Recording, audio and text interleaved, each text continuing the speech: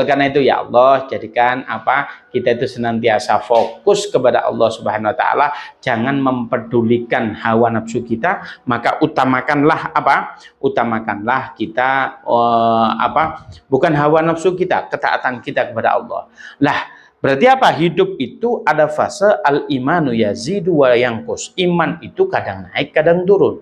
Kalau naik mah enak, ingat Allah Subhanahu wa taala, tapi pas turun ini nggak ingat.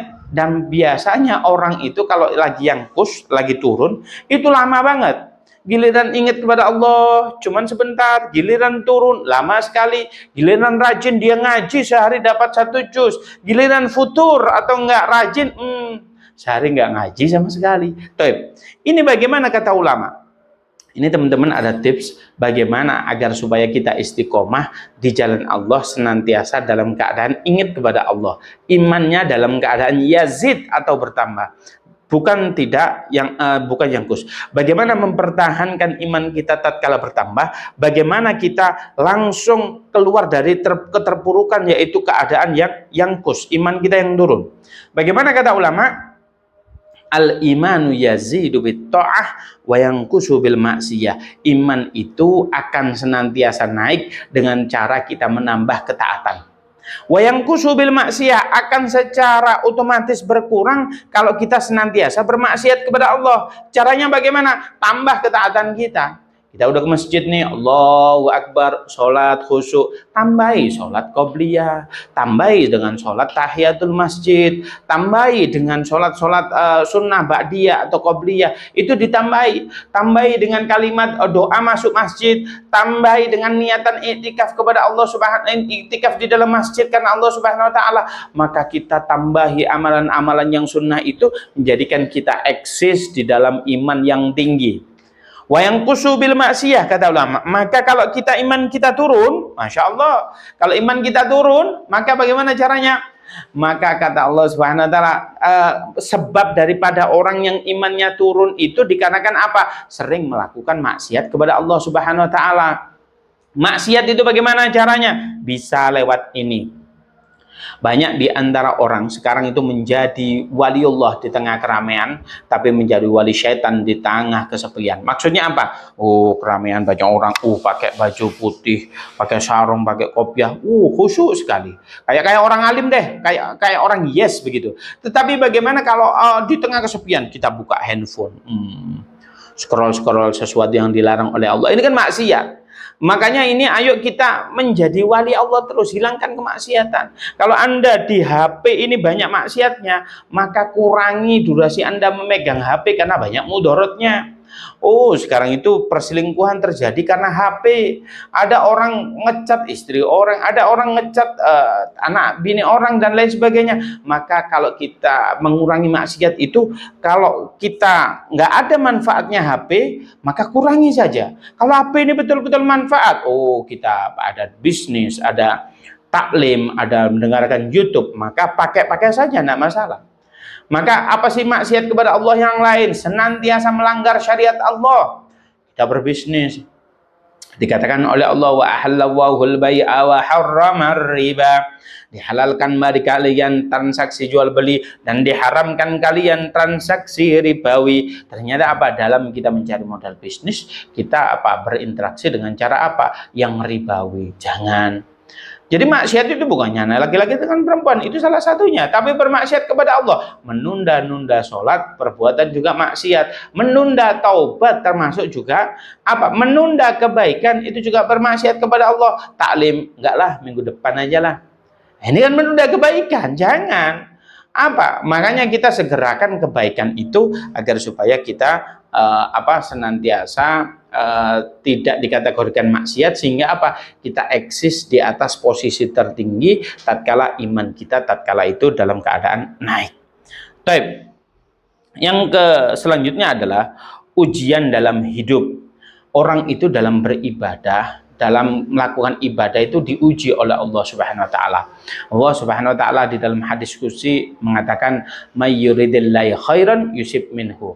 Barang siapa dari level yang baik akan ditingkatkan derajatnya, akan level lebih baik yusib minhu, pasti dia akan diuji oleh Allah Subhanahu wa taala. Ada orang yang hijrah, Masya Allah, hijrah, dia sholat enak-enak khusyuk, maka pada sholat hampir saja dia istiqomah, setan membisikkan hatinya, Masya Allah, ente sholat kok nggak kaya-kaya sih? Kata siapa? Orang itu sholat langsung kaya, buktinya marbot juga nggak kaya-kaya amat. Dia senantiasa maknanya akan ditingkatkan derajatnya itu nanti kalau kita sudah layak. Sebab Allah Subhanahu wa taala itu senantiasa memberi apa yang kita butuhkan, bukan senantiasa memberi apa yang kita inginkan.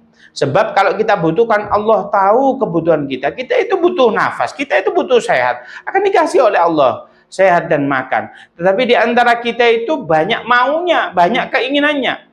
Orang itu butuh mobil, dikasih oleh Allah mobil, tetapi kemauannya mobil yang mahal, mobilnya Alphard, mobilnya apa-apa, yang mahal-mahal.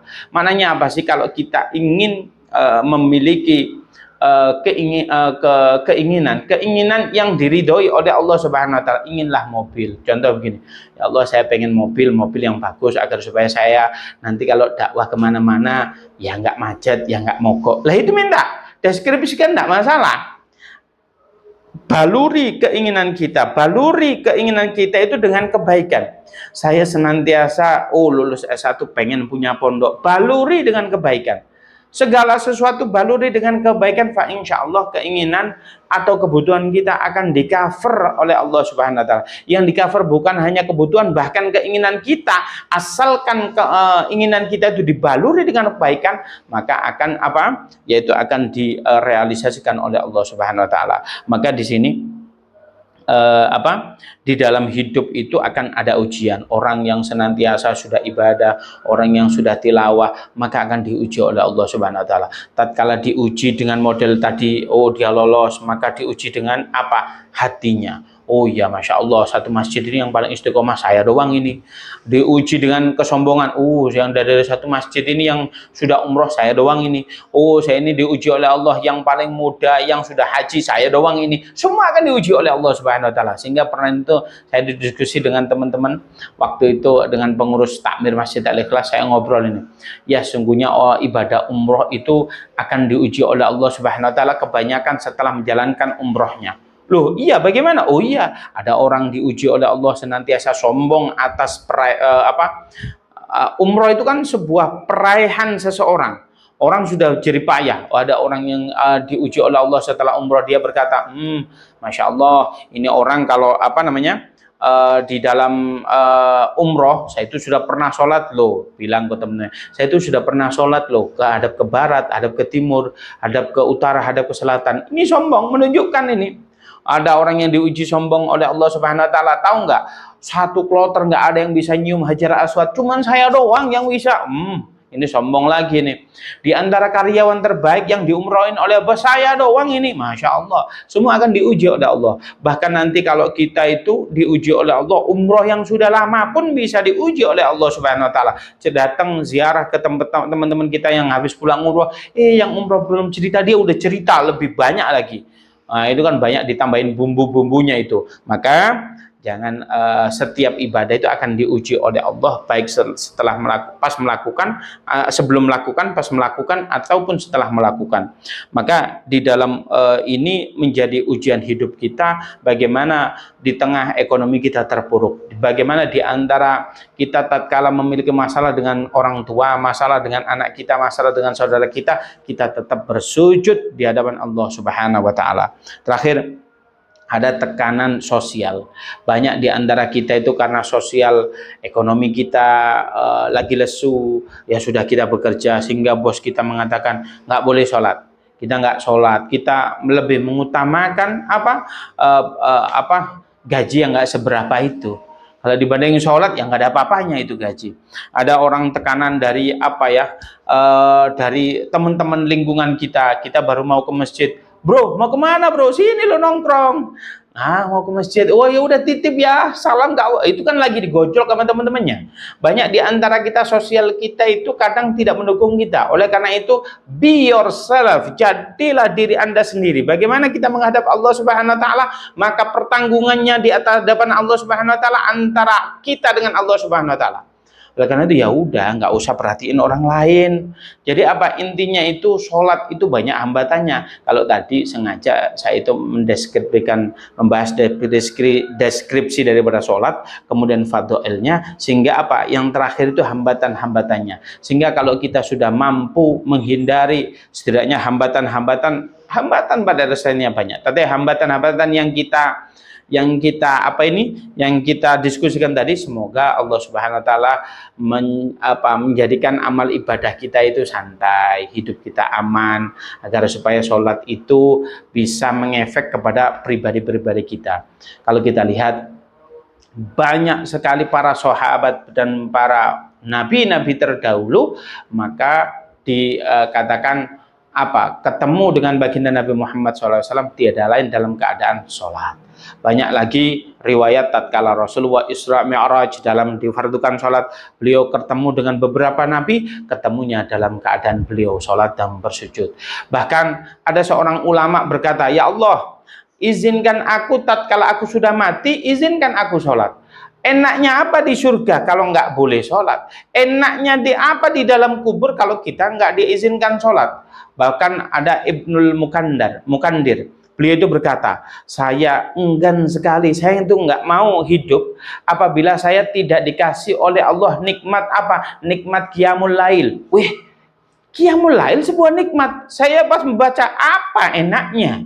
Ini enak-enak tidur, suruh wudu, suruh sholat, kok ini dijadikan sebuah nikmat? Enggak nikmat ini. Tapi Ibnul Muqaddir mengatakan beliau itu sebuah kenikmatan yang sangat luar biasa, sholat qiyamul lail. Loh, bahkan dikatakan ulama bahwasanya sholat qiyamul lail itu kenikmatannya ada sepercik dari percikan surganya Allah Subhanahu wa taala. Sebab surga itu dikatakan oleh baginda Nabi seandainya mata kita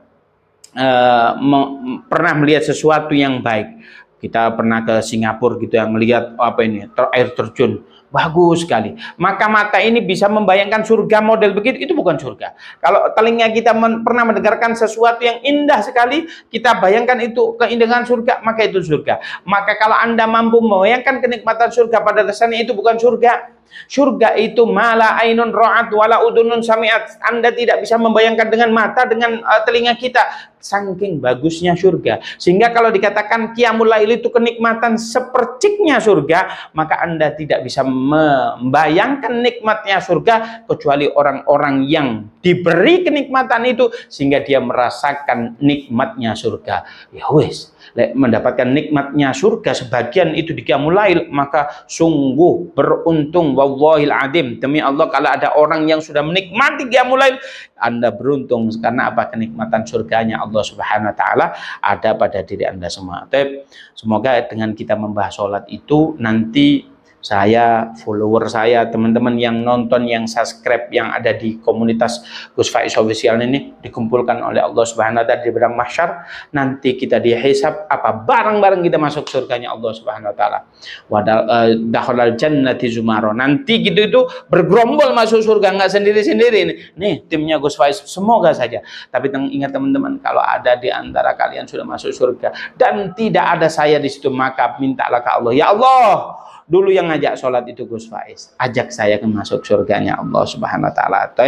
Itu semoga diskusi kita kali ini menjadikan kita semakin rajin, semakin semangat dalam menjalankan ibadah sholat. Barangkali itu yang bisa saya sampaikan, semoga ini bermanfaat. Saya akhiri, assalamualaikum warahmatullahi wabarakatuh.